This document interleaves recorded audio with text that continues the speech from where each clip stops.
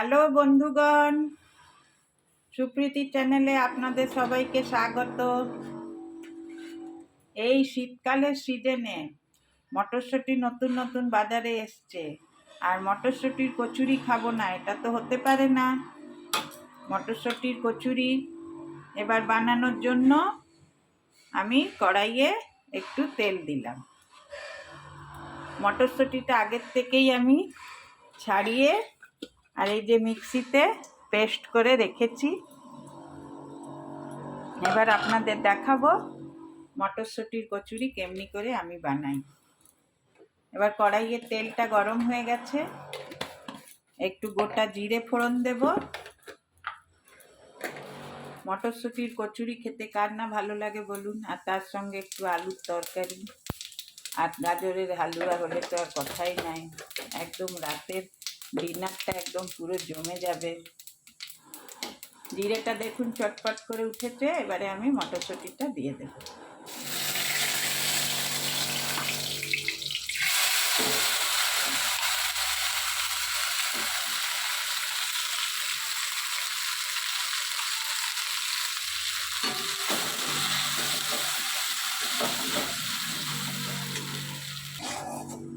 দেখুন বন্ধুরা কতটা মটরশুঁটি এটা জলটা টেনে গেছে। এরপরে এটা আর একটু শুকাবে। এর মধ্যে কিছু আমি মশলা যোগ করব। একটুখানি হলুদ গুঁড়ো দিলাম,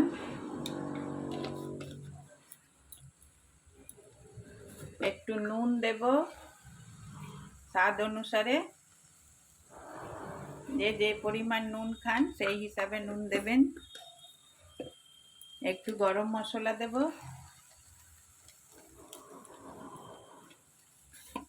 একটু জিরে গুঁড়ো দেব।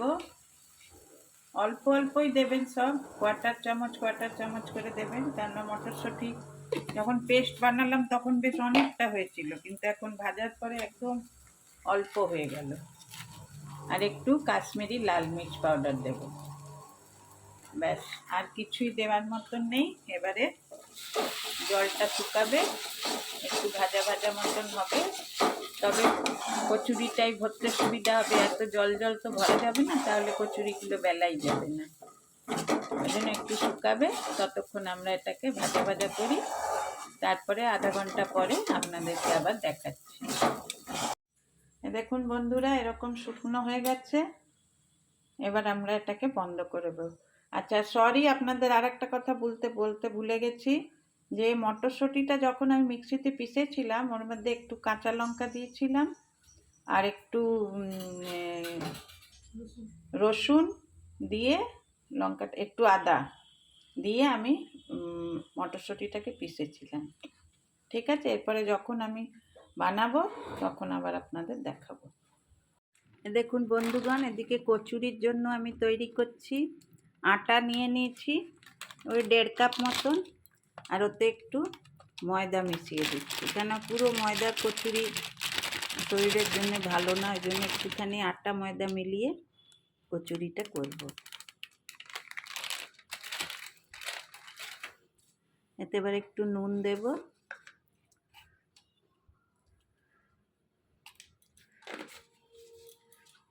একটু জোয়ান দেব,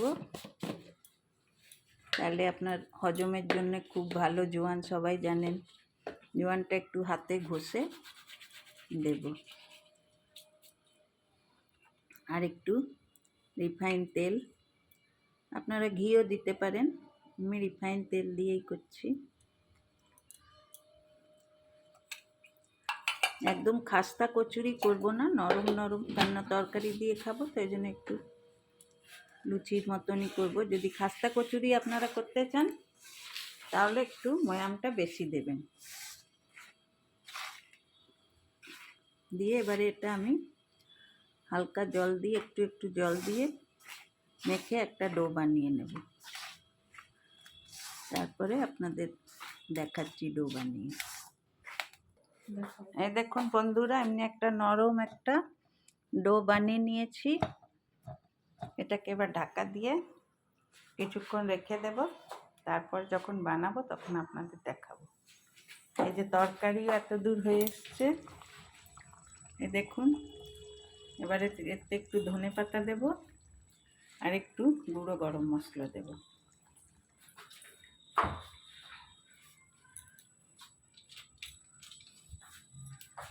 এই যে একটু গরম মশলা দিলাম, হালকা একটু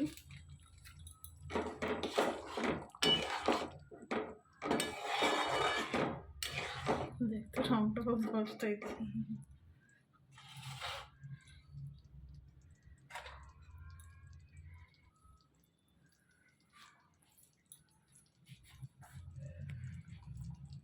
দেখছেন রংটা কেমনি হয়েছে, একদম মস্ত হয়েছে রংটা।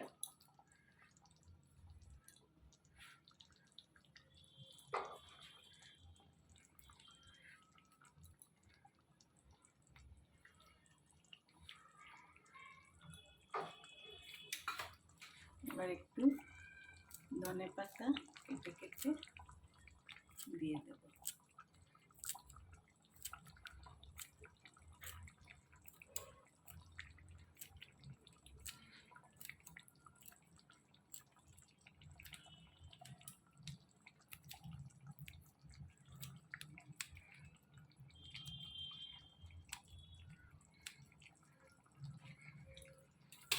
ব্যাস এবার একটু নাড়িয়ে গ্যাস বন্ধ করে ঢাকা দিয়ে তারপরে গরম গরম কচুরি ভাত আর খাবো। এই দেখুন বন্ধুগণ, এই ময়দার আটা মিলানো ডোটা গুলি বানিয়ে নিচ্ছি। এবার এটাতে পুর ভরবো, যে বাটি বানিয়ে বানিয়ে এরকম মটরশুঁটির পুর ভরে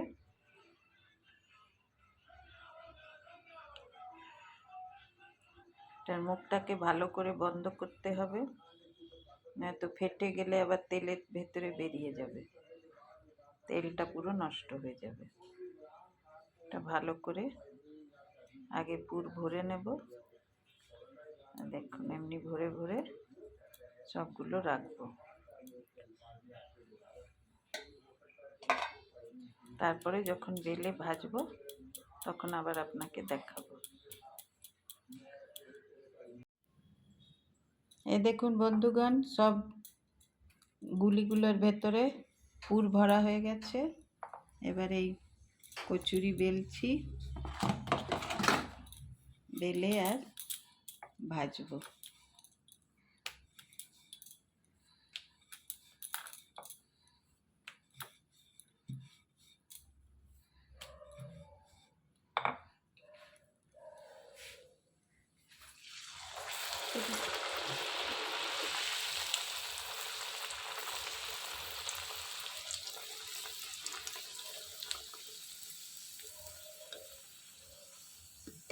দেখুন কি সুন্দর একদম ফুলা ফুলা হচ্ছে।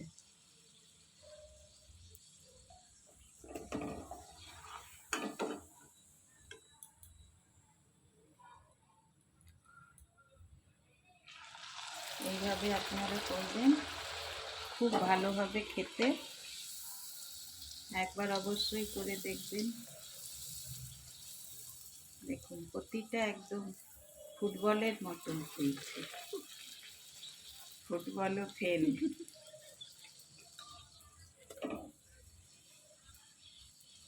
না তুমি খাচ্ছ না। এই দেখো প্লেটে সাজিয়ে আমার হাজবেন্ডকে খেতে দিয়েছি। কেমন হয়েছে খেতে? খুব ভালো, খুব দুর্দান্ত। একটু গাজরের হালুয়া ছিল, ওইটা দিলাম, আর ওই মটরশুঁটির কচুরি আর আলুর তরকারি।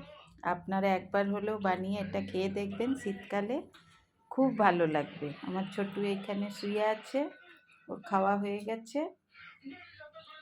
এবার তাহলে আমি ভিডিওটা এখানেই শেষ করছি। গুড নাইট, ধন্যবাদ। আর আমার চ্যানেলটা ভালো লাগলে অবশ্যই শেয়ার, সাবস্ক্রাইব আর লাইক করে দেবেন। বাই।